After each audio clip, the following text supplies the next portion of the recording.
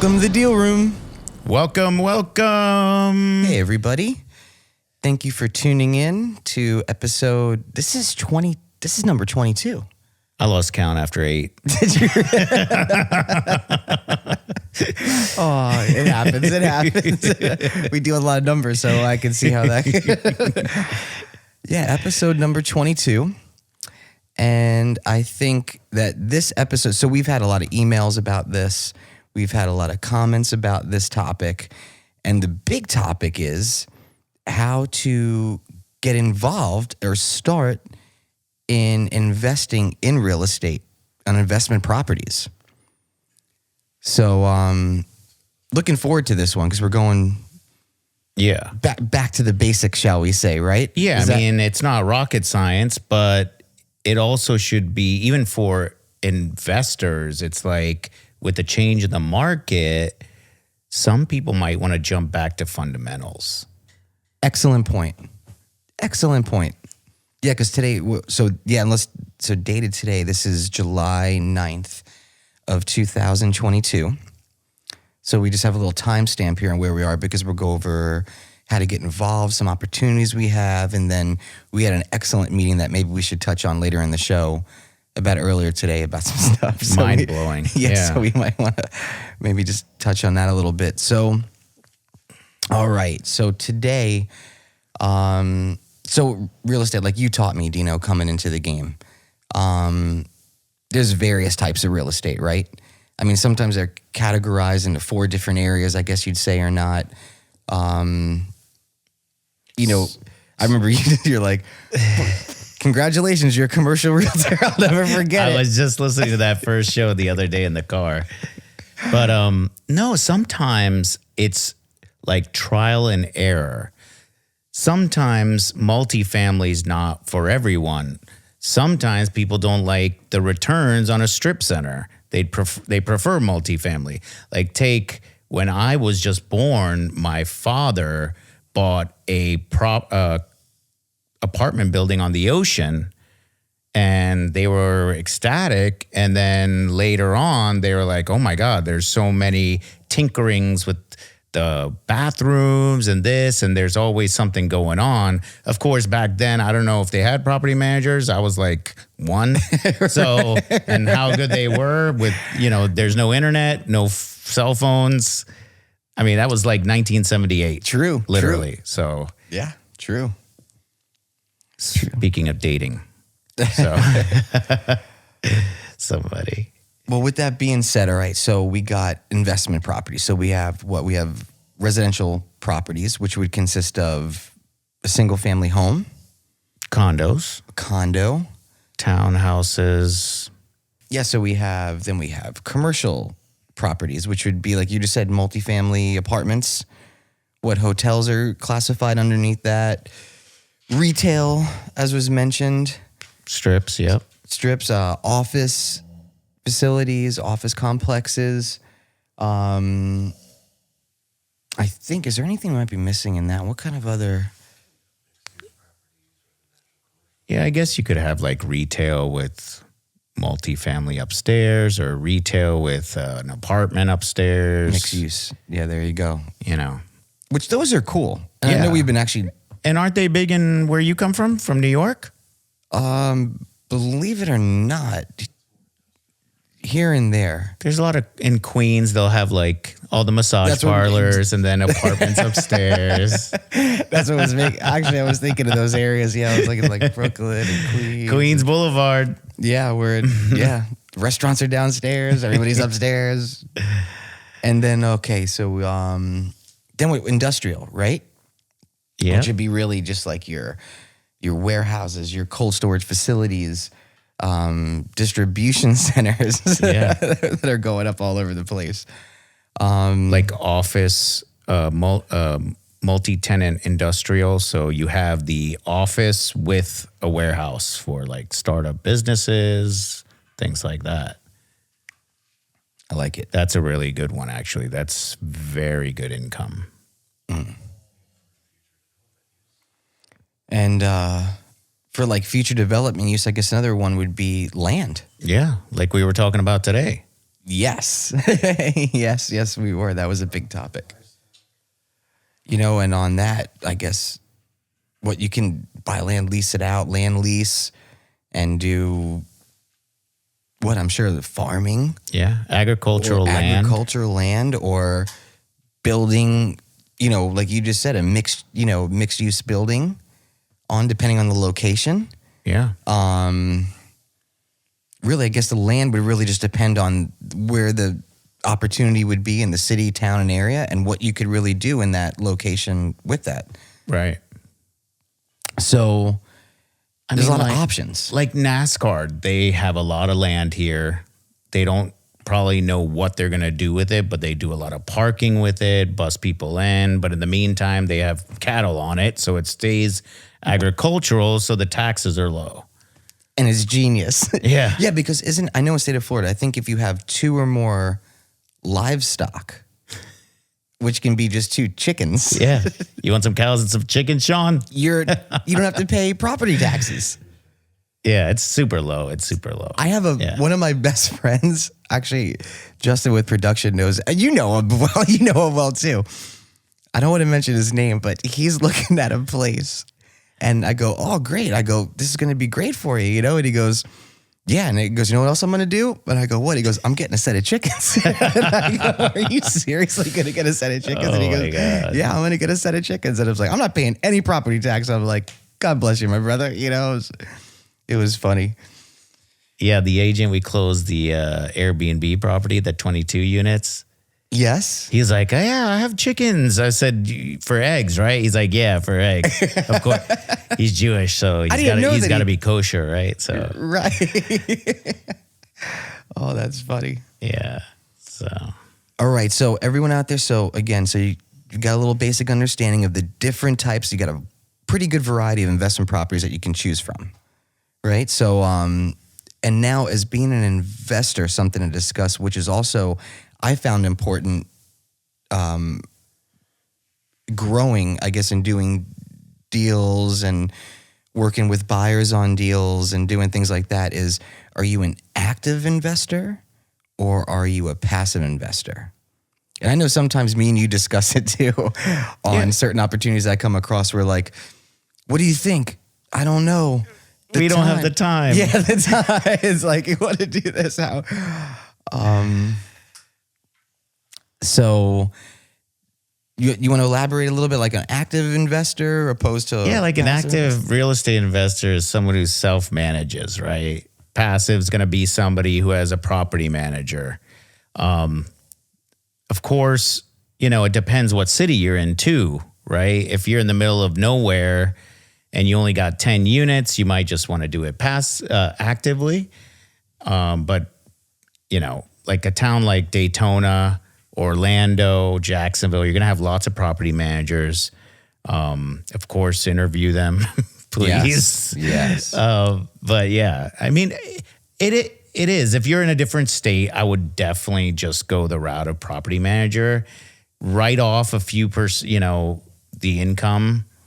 It's a write-off, of course, but write it off in your head like, hey, okay, I'm not doing anything. It's just mailbox money. So don't think like, oh my God, I'm not making my 10% or 8%. I'm only making 6%, but you can sleep at night. Yeah, they have the vendors. They get the phone calls at 2 a.m. when the toilet is leaking. Yeah. You're so right. And I mean, you're still active with having a property manager, in my opinion, as well, especially when you're hands-on daily and you're working with the property manager on a daily or weekly basis. Yeah, you got to coach them along a little bit for sure. Yeah.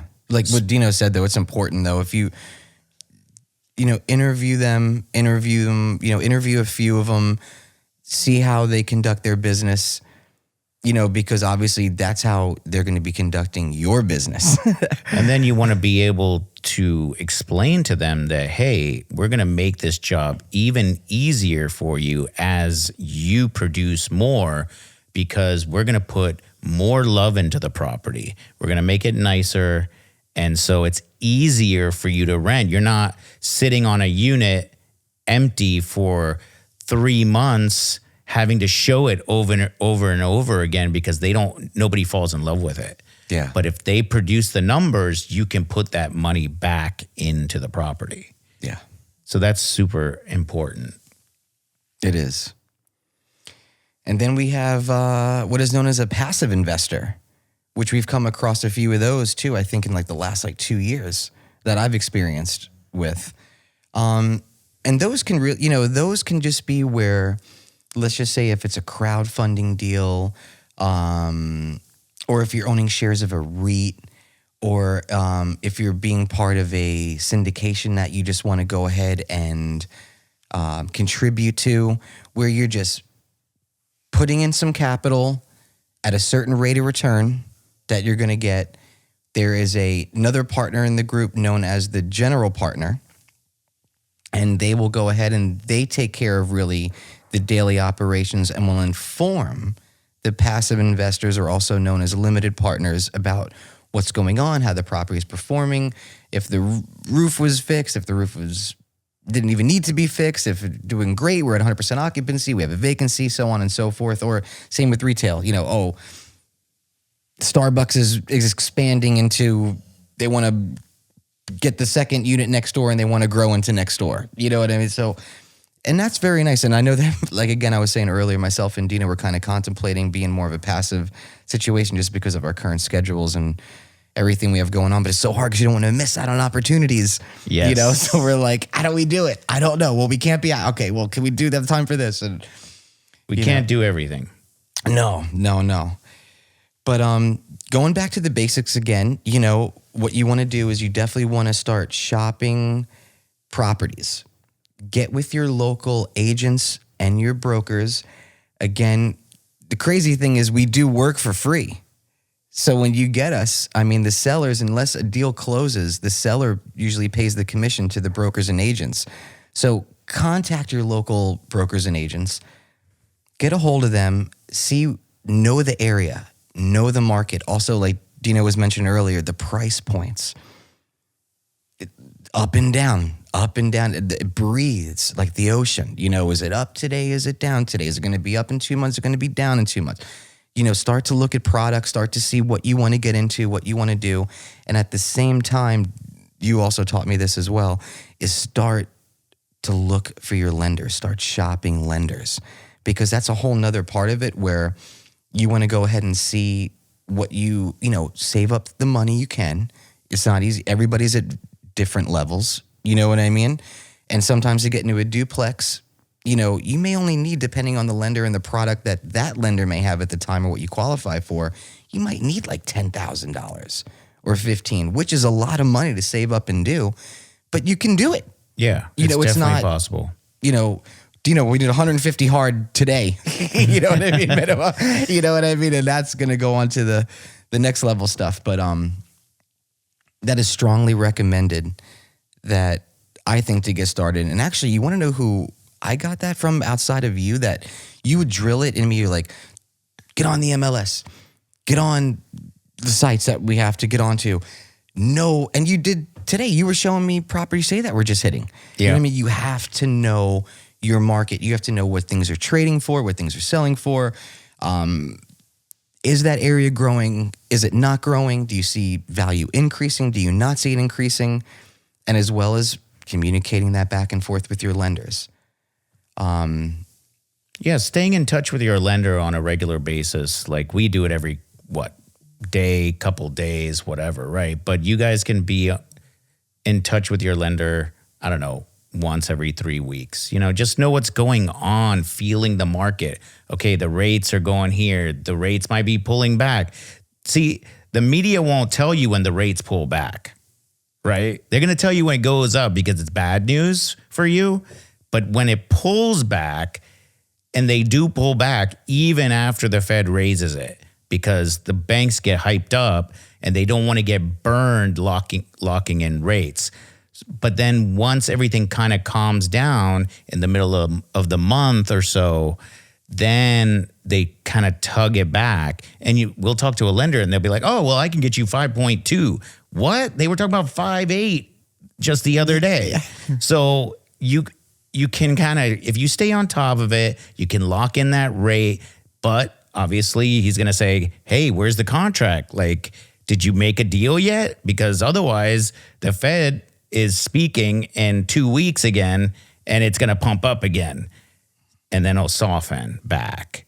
So you got to just stay on the pulse, basically. Yeah, it's so important. I mean, we have to do it every day as our job, and you know what I mean? So, but going back to that, the banking, hopefully see what the credit score is, see what you're approved for, see how much money you have to play with.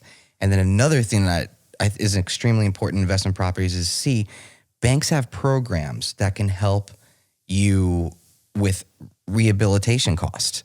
So if the property is distressed, and a lot of times if you're just getting involved, you're going to buy properties that are distressed, that need work, so you want to leverage and use leverage as much as you can. Because like I said, depending on if it's types of loans, you got conventional loans, you got FHA loans. VA loans. VA loans, amazing. You got a 203K loan, which is a type of FHA loan where they'll give you rehab money. Oh, see, I did not know that. I didn't. There's, boom. Also, there is hard money loans, private money.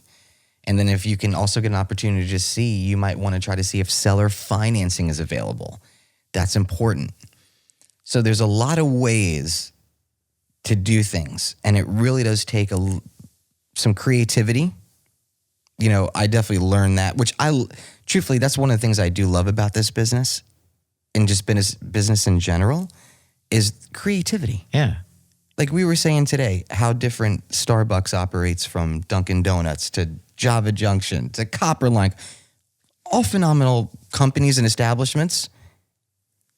They're all selling coffee, right? But they're all running their models completely different. Yeah. Still the same coffee in a cup. That's right. So, what do you think? Do we get everything covered? So you want to? Yeah. So then get your offers in. Definitely write it up. If you guys need help, call us. We can even work with your agent and tell them how to write it up properly. Or a lot of them don't. A lot of them don't. If you're trying to go for a commercial deal and it's only $600,000, the guy might kind of like not give you the best attention. So you can call us. We'll help you out. We'll talk to him. But we can write it up for you or help him write it up. But most likely, if you're going to try to negotiate, I would try to find your own representation just so you can do the dance. So, because each side doesn't want to leave any money on the table. So you got to kind of go back and forth, not too aggressively to where you're going to upset people. But 10% off is fine to start, depending on the price. I mean, unless you're in LA purchasing a $6 million house, then you go 3%. But yeah, so do the dance. Don't leave any money on the table. Try to have your own representation. Now, there is a flip side to that, right? Mm-hmm. Like, obviously, if you reach out to a broker and you ask him, hey, can we get something going? What's the magic number? The property might have been on the market for a longer period of time, maybe 45, 60 days already. So it's kind of stale. Mm-hmm. You could probably negotiate aggressively and just maybe go to the broker, the listing agent, and say, hey, I see this way. And he's going to be like, oh my God, I'm so happy to hear from you. Let me take you to dinner. Are you in town? So, you can work with them, build a relationship though. Don't just kill him on the first call. And I would definitely just, kind of try to build a relationship so that you can maybe tell him, hey, you treat me right on this one, I'll keep buying through you down the road. All of our guys work with us over and over again. Yeah. And it's because we fight a fair fight. And we work hard. They know we care. Like you said, that contract, going back to whether it is a $50,000 deal or a $50 million deal. Yeah. We treat everybody the same way. We make sure that contract is on point to the best of our capabilities. You know, there's a lot that can go on. That's why, you know, when you do look for your brokers, your agents, if you're not contacting myself or Dino, you know, you want to definitely vet and interview them and, you know, see what's going on. And it doesn't mean if a broker and agent hasn't accomplished an arsenal of deals, doesn't mean they're not going to be good to you and work their tail off for you and crush it for you. But, you know, just interview the people a little bit, see where they're at and what's going on, and have a good understanding. Most of all, make sure they know the area. Make sure they know what's going on in the market. See, you know, do you have access to properties that are off market? Do you have access to properties that are on the market? You know, what do you have? And then I think once you get there and your lending's in place and, you know, you kind of narrow down, do you want to be in multifamily or do you want to be in hotels or do you want to be in retail or land deals, or get with your agent, your broker, and start submitting those LOIs. Start, you know, putting in those offers, seeing what's going on. Now, there's a whole nother art to this too. And I know that this is definitely a great area of Dino's that I have to give credit to him. So the price is not always the X factor in the deal. So maybe you have a backer or private money lender that you have. There's conventions for this that you can attend to. They go, you know, sometimes they'll have them in New York, Vegas, Phoenix, but you can attend those, and then you'll have like a prepared money source for you. So of course, cash is king. So always the seller is going to take a cash deal over a lending deal if he has the option. And then also tighten up your due diligence. So if you are going to Hawaii for 2 weeks, don't put in the offer. Like, you know, get ready to go down to the property and do your due diligence as soon as you can, as soon as you get the offer accepted, so that you can evaluate the property and you'll make the seller happy with a short window, maybe 15 days, depending on the property. If it's bigger, 30 days. And then a quicker close excites everyone. Everybody loves money. So you're going to get money from the property. He's going to get money from you buying it. The lender or your private money guy is getting paid his fee, and the brokers are getting their fee quicker. Mm-hmm. So it makes everybody work in unison, and it's just harmony. It is. I mean, you just said it. Terms are important. They can get a deal done quicker. And sometimes terms can outbeat a bigger investor that you may be in competition with on that deal. Yeah. I've actually experienced this even happen. Yeah. And if you're in touch with your lender constantly, he's ready to go. That means he has all your docs. He has all your docs in a row, no pun intended. And and you're ready. So as soon as you're under contract, the process of lending starts, and you don't have to go the 45 days or 60 days. He can probably wrap up in 32 days. Yeah. And you're golden. My brother's experiencing something right now where he was told that. Yeah. And the lender's dragging it out. And then had the nerve or something to say that if we don't get it done by this date, right, your rate might have to increase. He went off the chart. I think he can pay to have that extended. I know, but it's so he shouldn't wrong. have Contracts to. locked. That's so wrong. Again, shop your lenders. Just Yes. like you're shopping your agents and your brokers. You're shopping the market. Yes. At least 3, right? I think that's what we do. We try to get at least like 3 bids, shop at least 3 people, you know, and see who you like out of the 3. Yeah, and then once your property is attained, start giving it love. Creativity, rehabbing, beautification, landscaping. If you have some bad tenants, hey, this is the hard part of real estate. You got to get them out. Eviction process is, 21 days?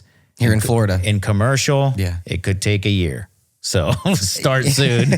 But other than that, yeah, beautification, take pride in your property. Your tenants will love you for it. Your neighbors will love you for it. The community, city, and state. Yeah. And especially if you're bringing value add, you're raising the rents on those tenants that are there, whether it's multifamily or if you're raising your ADR on your hotel because you did certain things to it, and or the rents in your retail center or the land lease and you did a triple net with increases, and so many different ways to go about it.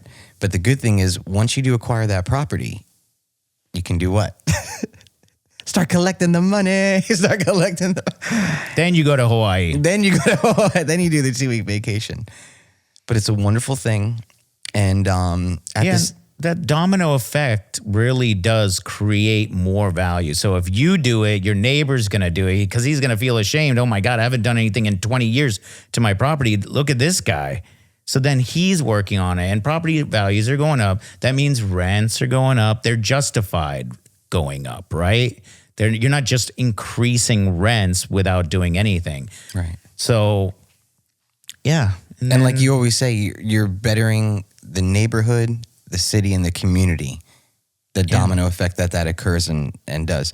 And the best thing is the value of that property that, let's just say you paid $100,000 for, may be worth now 135, 30, 45 days later from what you just did.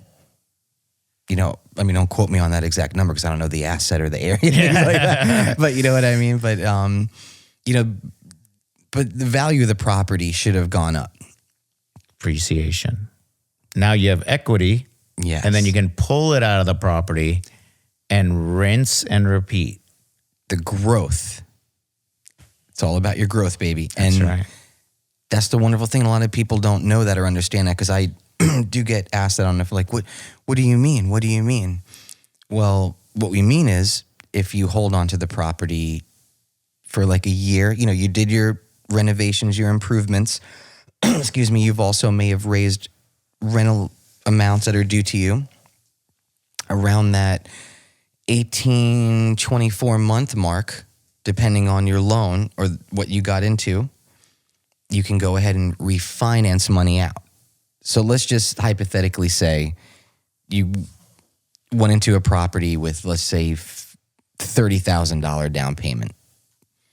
That $30,000 down payment that got you let's just use around a $300,000 property. Okay, use your 30 grand, you got $300K. Hopefully, maybe you got that program like Dina was mentioning or another one that they have that can help also give you the loan to fix the money. You still got that incorporated. You go back to the lender or another lender. If you're not happy with that lender, they don't have the product that you're looking for. And you might even get a lower rate. Or you like might get by 2023. Correct.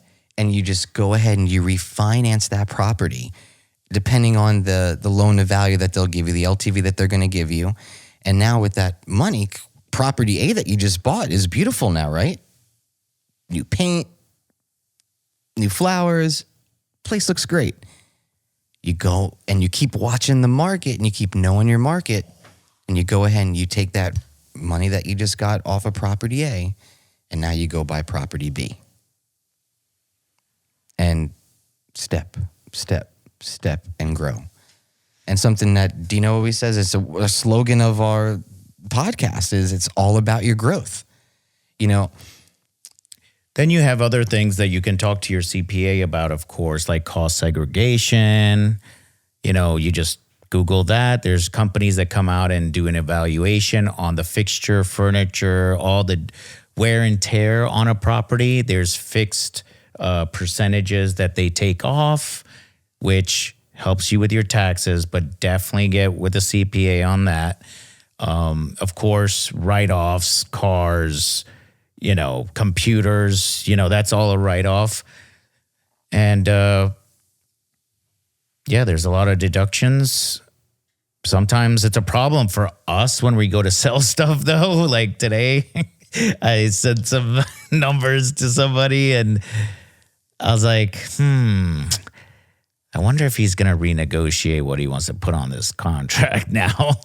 Because they write off sometimes some people write off a little bit more. right. They don't think that they're going to sell so quick, and then the market takes a turn, and then they feel panic, kind of like, oh my God, we got to get it on the market before the market dips back. And so. But again, that's so important. I know we deal with it on a daily basis is, you know, if you see the numbers on something where, like Dino just brought up the point where, you know, oh, the net is only this. How are they only netting this? Because they're writing off X and they're writing off Y and they're writing off Z and this is what they're doing. You know, not everybody does everything the same. So when you're looking at that asset, just as we're doing with this episode, bringing everything back to the basics, I always tell everybody we suggest is go back to your fundamental expenses. Go back to the fundamental, you know, where's the income coming in? How much is coming in? Now let's go back. What are your taxes? What are your insurance? What is the electric? What is the water? Who's paying X? Who's paying Y? And do it that way and see what kind of numbers that you come up with on your spreadsheets and your evaluations when you're looking at a property. You know, just take into consideration what they're doing if you have strong interest in that particular opportunity. And another thing is, like you're saying about write-offs, is depreciation, which is huge. Yeah. Huge.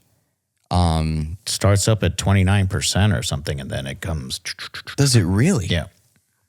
See, and that's, you know, we definitely suggest, you know, this is not accounting advice. You know, this is not financial advice. No. But, you know, get with a good accountant, a good CPA that understands real estate, that knows, like you said, I didn't know it was 29.5%. You know what I mean? In depreciation, they need to know that, you know, and, you know, can I write off my gas or the ladder that I just bought to change the light bulbs up in the entryway that I can't reach? And, you know, find all those little things out. And again, as you can see, those things will add up. That owner is going to start to write off those assets, where when the next buyer comes into play that is like, well, let me see this. Oh, they only made $30,000 this year. You know what I mean? How is that possible? Well, they made a lot more, but they bought a ladder. You know what I mean? They put gas in their car. They did X, they did Y, they did Z. You know, so if you have a property manager, there's leasing fees, this, that, you know, it's all deal room breaking alert. Yeah, I just heard something too. Is that off market 9-unit portfolio? What? That's true. Actually, on our way over today, one of our agents in our group, they were like, "Hey, I heard you and Dino talking about, you know, intro to investing. Don't forget about the opportunity we have in St. Augustine."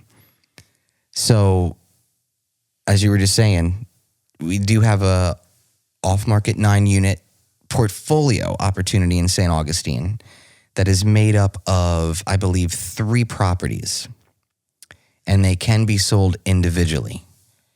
So if you want any more information or anything that we've been going over, you know, so far on the podcast today, you know, please reach out to myself and Dino. We are more than happy to help you with anything in that regard, whether it's questions you have that we've gone over, or, you know, if you even have interest on, hey, you know, let me know about that 9.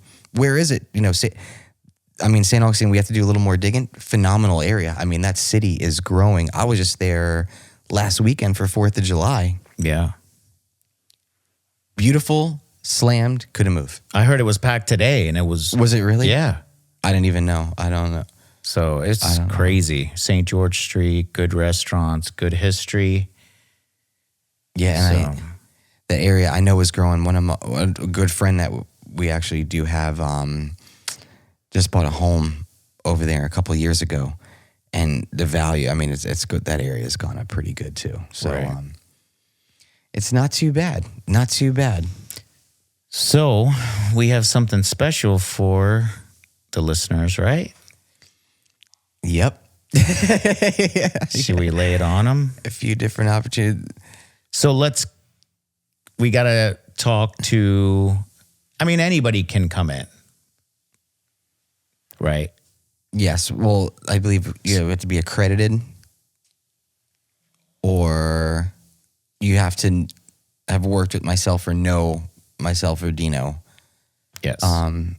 In the past, and at least have, this is the part that I always get confused on, I believe. Oh, the accredited investor? Yes. So it's it's $1 million. That's it.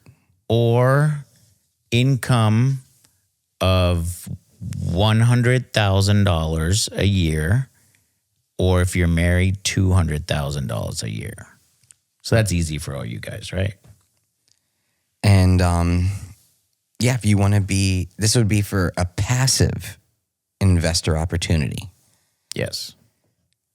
But we have 2 of them that are being worked on right now. Now, these are 2 opportunities that today we had a pretty big meeting with some people, and it got me and Dino off our seats.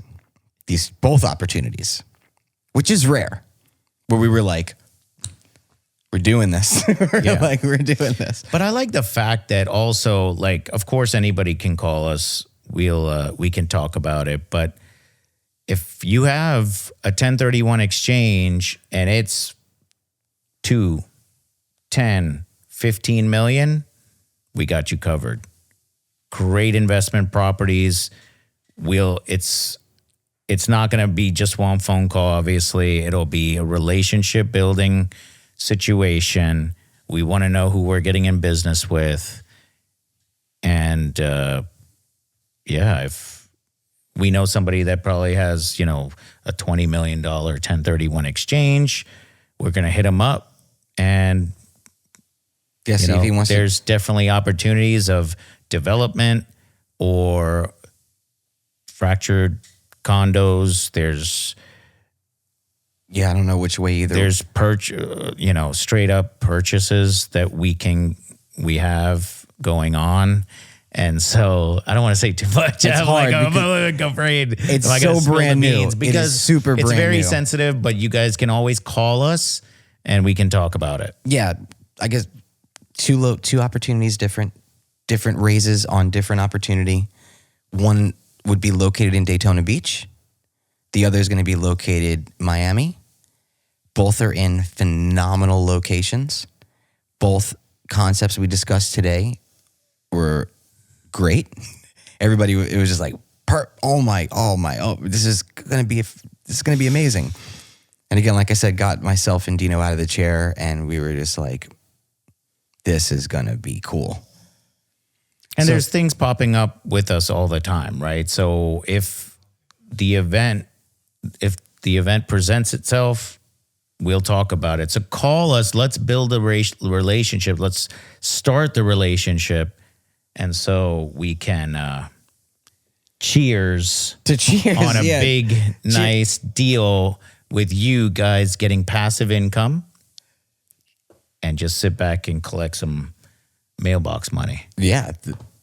And you'll be proud of these assets. I mean, it is for a different kind of situation, but right. I think at completion, these will be absolutely, you'll be really proud of the project, to be a part of it and to have ownership in it. So we do hope that we gave you guys definitely again, thank you for all the comments that we've been receiving, the emails. We're hoping, obviously, we don't want to spend too much time. There's so much more involved in all this. But you want to get involved, you want to just learn how to get started, you want to do something again, and also depending on where you're located in the state and the state of Florida, the country of the United States, and actually out of the country, we have relationships and contacts. How many countries? Not to be funny. I think we added a few more. That's what I mean. I don't even know the count anymore. Of course, we work with brokers everywhere. Yeah, so. But fortunately enough, our reach is very far, and we can always help try to put you in touch with people in those states, cities, regions, and countries that you may be located in. So let us know, big, small, large, whatever the situation may be, whatever financial situation may be, we are always there to help you. And we can keep going for today, but I don't know how much, I don't want to just bore anybody out there, to be honest. No, call us. Let's do some deals. We'll get you into something that's going to be very exciting for you, very lucrative. Don't hesitate to call us, because here's what's going on. We are, seriously, I don't care if anybody believes it or not, there's a pullback in the market. So now is the time to buy.